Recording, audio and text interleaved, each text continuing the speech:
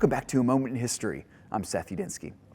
If you've ever gone on an adventure through any famous American historical sites, such as, for example, Old City, Philadelphia, or Valley Forge, or the nation's capital, you may have noticed a rather cryptic symbol on certain structures. It's a ruler with a compass surrounding the letter G. Now, this stands for the Fraternal Order of the Freemasons, a mysterious and somewhat unknown order with a fascinating history, albeit one that includes as much, if not more, speculation than actual true fact. Let's do our best to uncover who the Freemasons are and what exactly they do.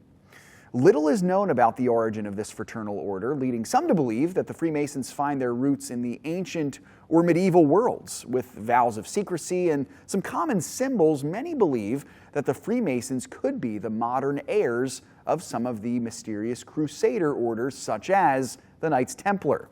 There is little proof either way of this belief, but many historians believe that the Masons, whether Templar heirs or not, did begin sometime in the Middle Ages in Europe as a fraternal order of builders and architects. They entered a more prominent place on the scene of history in the 18th century, particularly during the American Revolution. Now, why is this? Well, the reason is that a handful of the most influential men in the birth of America were members of this fraternal order, including our first president, George Washington, as well as Benjamin Franklin and Paul Revere. Now, the mystique of the Masons lies in several things, the first of which is related to what I just said.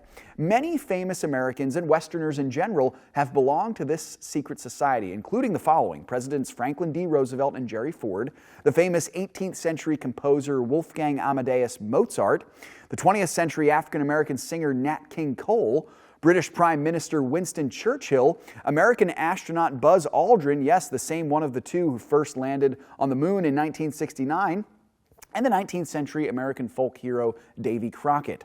Many have questioned how and why so many influential figures throughout history and in different countries and subcultures, no less, chose to join this brotherhood. And we might never know, which leads me to the second question of mystique with the Masons, their vows of secrecy.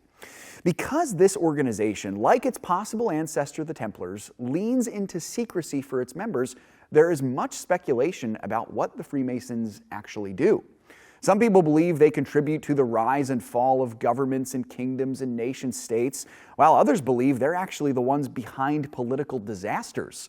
Still, others have alleged that the Masons, though born out of an inherently Christian worldview and culture, and at least holding to some Christian imagery, are in fact a satanic organization where members are forced to pledge fealty to demonic spirits as part of their initiation rites. At the same time, the Masons are a philanthropic organization supporting many charitable endeavors, sometimes very lucratively.